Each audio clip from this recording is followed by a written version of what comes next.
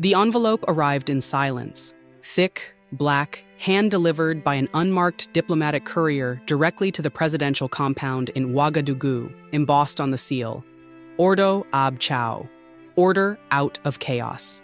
The messenger said nothing. He simply bowed, placed the envelope on the polished mahogany desk, and disappeared into the shadowed hallway. President Ibrahim Traoré, the revolutionary leader of Burkina Faso, stared at it for a long moment. He had seen these kinds of invitations before, but never this bold, never this direct. The letter read, "To His Excellency, Captain Ibrahim Traoré, you are cordially invited to attend the 2025 Global Grand Assembly of the United Order, coinciding with the re-election of the Grand Master Andrei Bogdanov. The Assembly offers a platform of strategic partnership for emerging sovereign leaders. Your presence will secure future dialogue, global integration, and mutual respect. Confidentiality is expected." Below the text, an array of 33 silver signatures gleamed under the desk lamp. Some from known global banking families, some from shadowed private intelligence firms, and some bearing symbols older than nations. Traoré's eyes narrowed. He whispered, "They do not offer partnerships, they offer cages."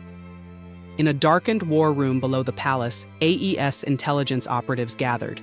The air was tense as encrypted files appeared on giant holographic screens. "Sir, Grand Master Andrei Bogdanov controls influence networks across 27 countries. He's not just a ceremonial figure, he's a gatekeeper. He's sending a message," Colonel Ouattara added grimly. "Attend, and you're inside. Decline, and you're marked." The dilemma was clear: attend the assembly and risk becoming entangled in a centuries-old web of silent control, or reject it and provoke forces that had toppled governments without firing a single bullet. But Traoré had made his decision even before the discussion began. If the price of their table is my people's freedom, then I eat alone. What none of them knew yet was that the invitation itself was a trap, and rejecting it would trigger a global chain reaction far beyond Burkina Faso's borders. The battle for Africa's sovereignty was about to enter a much darker arena. 2 days after Traoré's quiet rejection, encrypted communications lit up in Western capitals, private clubs, and secret intelligence nodes. Inside a secluded estate near Lake Geneva, a crisis council gathered, comprised of private bankers, energy executives, retired military intelligence officers, and Masonic intermediaries. The men sat in silence as the Grand Master's private secretary read from a classified AES intercept report. Traoré declines, no interest in compromise. His response threatens global asset structures. One executive slammed his fist. His defiance is contagious. Mali, Guinea, Niger, they follow his lead like wildfire. We gave him an exit. He spit in our faces. A British intelligence veteran spoke coldly. "We underestimated him. He isn't just a soldier. He's building a sovereign financial system, the AES bloc. That threatens more than just resource contracts." The Grand Master's voice finally cut through the tension via encrypted satellite call. Containment must escalate. The plan was laid bare. Launch targeted disinformation to paint Traoré as unstable and authoritarian. Apply sanctions disguised as humanitarian protection measures. Activate deep cover assets within AES-aligned states to trigger internal discord. But Bogdanov had one final card. If necessary, initiate Project Obsidian. The room fell into icy silence. Project Obsidian was not public knowledge. It wasn't war. It was economic assassination, not bombs, not bullets. Collapse Burkina Faso's currency through synthetic market attacks. Trigger food insecurity through manipulated supply chain blockades. Force Traoré's own people to question his rule. The war wouldn't be fought in deserts or jungles. It would be fought in stock markets, newsrooms, and supermarket shelves. But back in Ouagadougou, Traoré was already several steps ahead. He had seen this playbook before, and this time, he was ready. While Europe and the Freemason Council activated Project Obsidian, they were unaware that Traoré had already planted countermeasures deep inside the very arteries they planned to target. Long before the invitation had even arrived, AES intelligence had suspected that the Western financial elite would eventually escalate the conflict into financial warfare. For months, behind closed doors, AES economists, Pan-African blockchain engineers, and sympathetic rogue technocrats from Asia worked tirelessly to build what they called the Sovereignty Firewall. The concept was radical: a decentralized economic defense system using Africa's own gold, lithium, and rare earth reserves as collateral, independent from the dollar, euro, or any Western-controlled clearinghouses, linked directly to digital marketplaces powered by neutral trading allies in Southeast Asia and Latin America. In essence, an economic force field. The moment Project Obsidian activated, with Western markets beginning aggressive synthetic attacks on Burkina Faso's bond ratings and currency valuation, the firewall responded automatically. Each downward attack on currency value was met with real-time injections of gold-backed liquidity. Commodity exports were redirected to non-aligned trade partners using direct barter contracts. Smart contracts froze AES internal debts from foreign creditors, preventing capital flight. The results stunned analysts. Instead of collapsing, Burkina Faso's economy stabilized. Instead of panic, confidence surged inside the AES bloc. Traoré's calm televised address only poured gasoline on the global fire. You threatened us with invisible knives, but we have armored our people with truth and preparation. We will not trade sovereignty for bread. We will grow our own. Suddenly, the elites realized they had underestimated not only Traoré's resolve, they had underestimated his mind. While Western financiers scrambled to respond to the unexpected resilience of the Sovereignty Firewall, another strategy unfolded behind closed doors. Discredit Ibrahim Traoré personally. Inside the heart of Paris, a secret meeting between intelligence operatives, private media executives, and NGO directors was held. The directive was clear: if we cannot break his economy, we will break his image. They launched Operation Mirage. The plan involved fabricating reports of political prisoners allegedly tortured under Traoré's regime, distributing false testimonies through international human rights NGOs, planting stories in global media accusing Traoré of secretly negotiating with Russian oligarchs, seeding social media with AI-generated videos depicting lavish villas allegedly owned by Traoré's family. Within 72 hours, international headlines screamed, "Burkina Faso's leader, a rising dictator, AES alliance under investigation for human rights abuses, Traoré's secret fortune uncovered." Western audiences were fed a narrative carefully scripted to turn public opinion against Traoré, to make him radioactive in global forums. But Traoré had anticipated this exact maneuver. Months earlier, AES had quietly deployed a classified cyber intelligence division called Project Nzinga, named after Queen Nzinga, the legendary African leader who outsmarted Portuguese colonizers. Nzinga was an AI-powered forensic engine capable of verifying media authenticity through reverse metadata tracing, tracking the origin points of digital propaganda, analyzing financial leaks for planted forgeries. And Nzinga worked fast. Within hours, it traced the AI-generated testimonies to a London-based contractor tied to Western intelligence, the luxury villa footage to a real estate listing in Spain, owned by a Swiss national unrelated to Traoré, the supposed Russian financial leaks to doctored banking software fabricated in Brussels. With irrefutable evidence in hand, Traoré went on live broadcast to dismantle the lies piece by piece, exposing not only the forgeries, but the foreign fingerprints behind them. You wanted to assassinate my character after you failed to assassinate my body, but Africa now sees through your illusions. Your empire is crumbling, not because of my power, but because of your lies.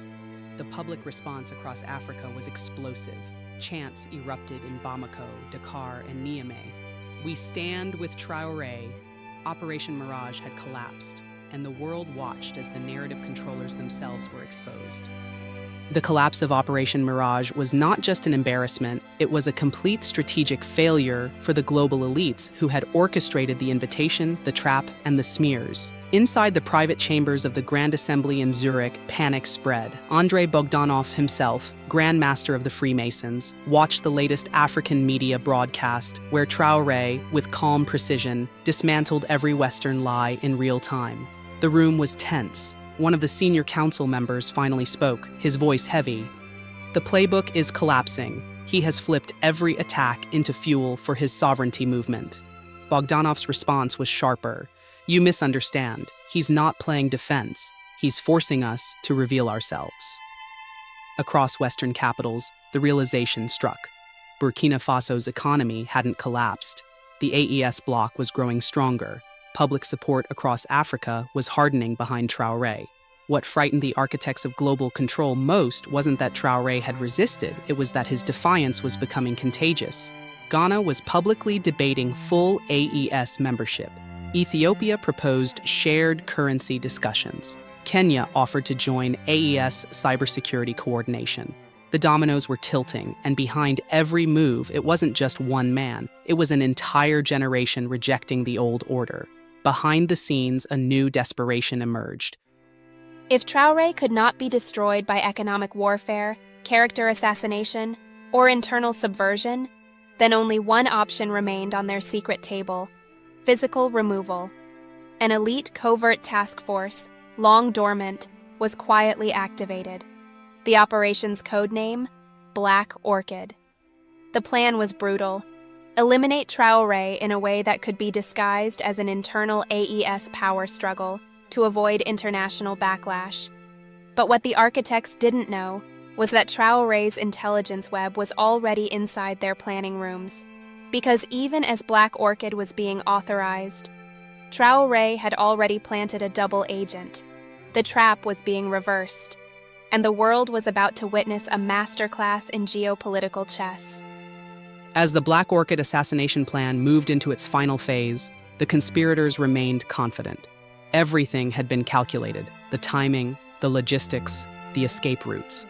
Traoré was scheduled to visit a rural AES development site near the border, far from cameras, surrounded by a limited security detail. But the hunter had become the hunted. Deep within Black Orchid's inner circle was an agent codenamed Eagle's Shadow, a Burkina patriot who had spent years rising within Western intelligence structures. His true loyalty? Traoré and the AES cause. For weeks, Eagle's Shadow secretly fed the entire operation back to AES counterintelligence. Locations, infiltration routes, the names of every operative involved. Even the private encrypted calls made between Black Orchid operatives and the Grand Assembly in Europe.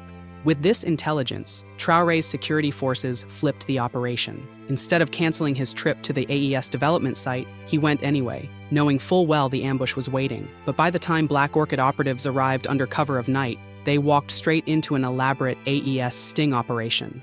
Drones hovered silently above. Snipers had eyes on every route. AES special forces closed in like a tightening noose. Within minutes, the entire assassination squad was neutralized, alive, captured, and fully exposed. The next morning, Traoré calmly addressed the nation from the same rural development site where the plot was supposed to succeed. Standing in front of cameras with AES troops behind him, he declared, "They came not as armies, but as cowards hiding behind contracts and mercenaries. But Africa will no longer bleed for the comfort of old empires. Every move they make, we now see. Every lie they speak, we now expose." The Black Orchid operation had not only failed, it had detonated a global scandal. For the first time, the world saw proof of a coordinated, foreign-backed assassination attempt against a sitting African leader who refused to submit. But Traoré wasn't finished. He was about to strike at the true architects themselves. With Black Orchid exposed and dismantled, the global system that had long operated from behind the shadows was now bleeding in the open. Across the world, the footage of the captured mercenaries spread like wildfire. Western operatives kneeling before AES forces. Confessions aired live, revealing how private Western interests had hired them under diplomatic cover. Clear evidence that global elites, not rebels, had been orchestrating the failed assassination of Traoré. The footage shattered the last defense the Grand Assembly had: plausible deniability. In the Grand Assembly's hidden chambers, Andrei Bogdanov's mask of control was slipping. His closest advisors whispered, "The operation is compromised. Public opinion is shifting. Even our own members are starting to question." Bogdanov slammed his fist on the oak table. "You do not understand. This is not about Burkina Faso anymore. If Africa succeeds here, our centuries-old order unravels." Meanwhile, the streets of Africa erupted in solidarity. In Lagos, crowds marched with banners, "We see your puppets, we see your masters."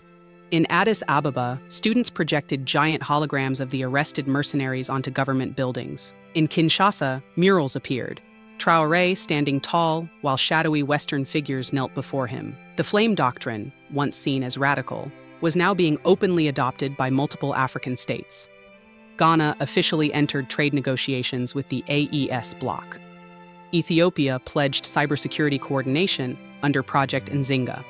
South Africa offered to collaborate on a Pan-African gold reserve modeled after Burkina Faso's Sovereignty Firewall. The global power structure was beginning to collapse under its own hypocrisy. And in one of the boldest moves yet, Traoré addressed not only Africa, but the world. Standing before the AES Congress, he spoke, "Your masters once controlled us through chains we could see. Now they use contracts we cannot read. But the result is the same, theft. We are not asking for permission to breathe. We are reclaiming what was always ours." The speech went viral. The hashtag #WeReclaimAfrica trended across multiple continents. Sympathetic voices even began to rise within Europe and the Americas. The invisible empire had miscalculated. Traoré was no longer just an African leader. He had become a symbol of a global awakening. As the world reeled from Traoré's exposure of the Black Orchid plot, a deeper consequence unfolded: the silent collapse of Western credibility in Africa. In banking halls from London to New York, quiet meetings turned frantic. Global investors were withdrawing their planned projects in fear of more AES asset freezes. African sovereign funds were rapidly de-dollarizing their reserves. Entire investment portfolios dependent on resource extraction contracts began hemorrhaging value. The contagion is spreading beyond Burkina Faso, one hedge fund manager admitted on a leaked call. The entire Sahel bloc is slipping beyond reach. Meanwhile, AES foreign ministers were expanding their alliances rapidly. A Pan-African blockchain exchange was launched, allowing African nations to bypass SWIFT and Western-controlled payment systems entirely. AES entered historic trade agreements with Southeast Asia, South America, and BRICS partners, trading gold, lithium, cocoa, and oil in Sanko, the new gold-backed digital currency. Even non-member African states began requesting partial adoption of AES financial protocols to avoid future foreign manipulation. The most painful blow came when several African nations, once staunch allies of Western lenders, formally announced a review of all colonial-era debt agreements. In a bold joint statement, they declared, "Debt accumulated through coercion, puppet regimes, and extraction is not legitimate debt. It is extortion disguised as finance." Western media outlets tried desperately to reframe the events. Africa risks isolating itself from the global economy. The rise of dangerous nationalism threatens stability. AES undermines global cooperation. But the propaganda was no longer working. Across Africa, youth-led media platforms exposed every headline as part of the same manipulative playbook. The people now saw the pattern. They tried sanctions. They tried character assassinations. They tried mercenaries. They tried assassination. They failed. As the Freemason Grand Assembly convened an emergency session, Bogdanov's most trusted advisor whispered the one truth no one dared say aloud. We didn't lose Burkina Faso. We lost Africa. And yet, Traoré still held one final card that would shake the foundation of global power. At exactly midnight, Burkina Faso time, every AES nation received a secure transmission from the Presidential Cyber Command. The message was simple: activate Revelation Protocol. For months, AES had been collecting classified evidence, digital contracts, intercepted communiques, whistleblower testimony, all proving a century-long blueprint of economic sabotage, covert regime change, and orchestrated dependency across Africa. Now, that evidence was going public. The Revelation Protocol launched an interactive digital archive containing over 10,000 declassified documents, accessible to all African citizens in 11 languages, backed by blockchain, immutable, censorship-proof. Some documents shocked the world. A 1978 memo between a French general and a World Bank official detailing plans to destabilize African education reform in Senegal to prevent intellectual independence. A 2002 agreement between Western mining firms and a puppet regime to pay 1.5% royalty fees for gold extraction. The rest exported tax-free. CIA-backed instructions on how to create ethnic division during democratic uprisings in Congo and Angola. Each document was paired with a modern reality, a community still suffering from the decisions made in silence decades ago. They rewrote our textbooks. They funded both sides of our wars. They made our leaders beg for crumbs made from our own wheat. Voiceover from the AES documentary Unburied Lies, which accompanied the archive release across Africa, the reaction was volcanic. In Tanzania, students held public readings of the documents in stadiums. In Cameroon, artists painted each leaked document onto city walls under the slogan, "We Remember." In Zimbabwe, former colonial collaborators were named and legally challenged in live televised forums. Suddenly, it wasn't just Traoré or AES calling out imperialism, it was the people. Traoré issued one final challenge during the live broadcast. If your hands are clean, refute the documents. If they are not, return what you've stolen. Or prepare to face a generation no longer afraid of your names. Bogdanov and the elite assembly had no response. They had operated in the dark for too long, and now, for the first time, Africa had turned on the light. Under the scorching Sahel sun, hundreds of thousands gathered at Unity Square in Ouagadougou. Across the continent, millions more watched live, on screens, on radios, on digital feeds powered by Africa's own networks. This was not just a speech, it was a declaration. Captain Ibrahim Traoré stood before the world, not with an army behind him, but with the people. In his hand, he held a black book embossed with gold, the Pan-African Sovereignty Charter. The camera panned as children from every AES nation stepped forward, carrying scrolls containing the names of every fallen leader, every exploited worker, every community erased in silence. Traoré began. For centuries, they ruled us with chains we could see and contracts we could not. They offered us aid, built from the riches they stole. They offered us peace after they profited from war. The crowd was silent, breathless. They invited me to sit at their table, to kneel at their ceremony. They sent their secret councils and their grand masters. But I serve no empire but Africa, and I bow only to my people. Thunderous applause erupted. Traoré lifted the charter high. From this day forward, we no longer seek permission. We will no longer repay debts that were born from theft. We will trade, but never surrender. We will negotiate, but never beg.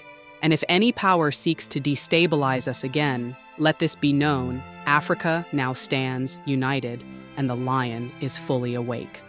Fireworks ignited across the night sky. The flame flag waved above all AES capitals. From Dakar to Addis Ababa, from Lagos to Kinshasa, people roared in unison, "We claim our future!" And far away, deep within the Grand Assembly's silent chambers, Andrei Bogdanov finally whispered words his empire had never expected to speak. "We have lost Africa." The era of silence was over. Africa had risen, not through war, but through memory, unity, and irreversible truth.